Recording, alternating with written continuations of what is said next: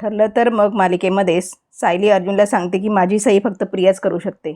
सुरुवातीला अर्जुनचा तिच्यावर विश्वास बसत नाही, म्हणून मग ती त्याला आश्रमातला एक किस्सा सांगते. आश्रमात सुद्धा तिने स्वतःच्या वायफळ गरजा भागवण्यासाठी सायलीची खोटी सही करून आश्रमाचे पैसे काढले होते. तेव्हा पण सायलीला उलट उत्तर ती देत होती. आता तीच चूक प्रियाने पुन्हा केलेली आहे. तो प्रकार ऐकून अर्जुनला सुद्धा धक्का बसतो. मग ते दोघं प्रियाला अडकवण्याचं प्लॅनिंग करतात. दुसरीकडे प्रिया सुभेदारांच्या घरून सायली बाहेर पडल्याचा निरोप येईल याची आतुरतेने वाट पाहत असते. तितक्यात अस्मिताचा तिला फोन येतो. त्यामुळे प्रियाला वाटतं की अस्मिताने चांगली बातमी सांगायला फोन केला असेल. पण अस्मिता जे काही सांगते ते ऐकून तिचा राग अनावर होतो. एवढे घटस्फोटाचे पेपर पाठवूनही सायली अजूनही त्याच्याच घरात राहते हे ऐकल्यावर तिचा फार संताप होतो. पण काहीही झालं तरी त्या सायलीला बाहेर काढायचं असं ती ठरवते.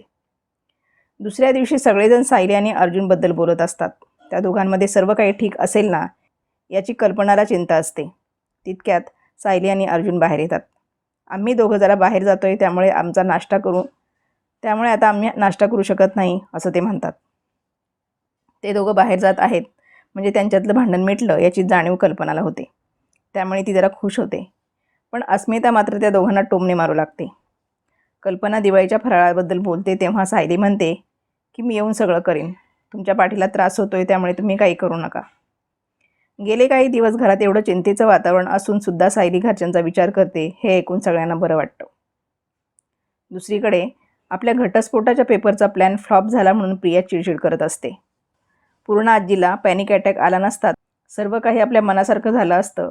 पण या दिवाळीत आपण असा काही बॉम्ब टाकायचा जेणेकरून त्यांना पॅनिक अटॅकच नाही तर डायरेक्ट हार्ट अटॅक येईल. प्रिया स्वतःशी बोलत असताना तिथे येतो नागराज. मग त्या दोघांमध्ये कोण कसं काम करतं आणि कोण कसं तोंडावर आपटतं यावर तू मेमे चालू असतं. तितक्या तिथे येते प्रतिमा. त्या दोघांना वाटतं की प्रतिमाने आपलं बोलणं ऐकलं आहे. पण प्रतिमा फक्त रविराजने खाली बोलवलं आहे एवढा निरोप सांगते आणि निघून जाते. प्रिया बोलते की एक वेळ तुमच्या बायकोला उल्लू बनवणं सोपं आहे आणि तो रविराजसुद्धा दिवसभर कामानिमित्त बाहेर असतो.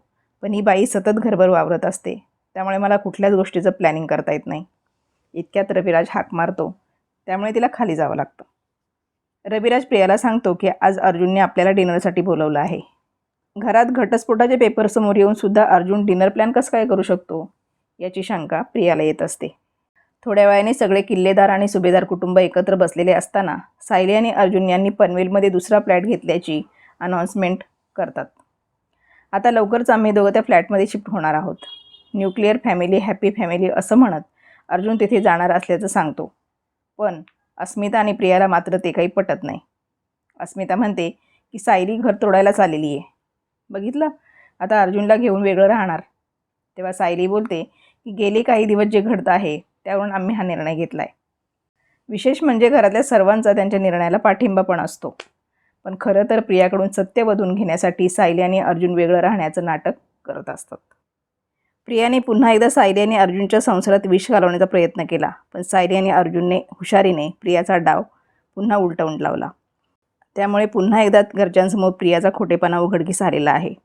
अर्जुन आणि सायलीच्या खोट्या घटस्फोटाविषयी प्रियाचं कारस्थान अर्जुन रविराज समोरच उघड पाडतो.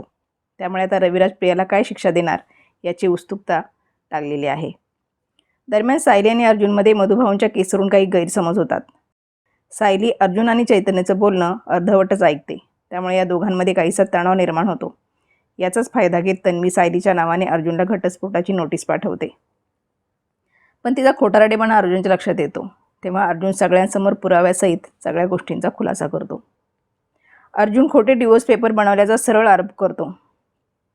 त्यावर प्रिया म्हणते हे सगळं खोटं आहे. तेव्हा अर्जुन म्हणतो पुराव्याशिवाय अर्जुन सुभेदार कधीच काही बोलत नाही. त्यानंतर ज्या वकिलांनी ही नोटीस पाठवलेली असते त्या वकिलांसोबत फोनवरचं बोलणं अर्जुन सगळ्यांना ऐकवतो. तन्वी किल्लेदार माझ्याकडे आले आणि त्यांनी सायली सुभेदारांच्या नावाने मला डिवोर्स नोटीस पाठवण्यावर भाग पाडलं हे ऐकून सायली प्रियाच्या कानाखाली जाळ काढते.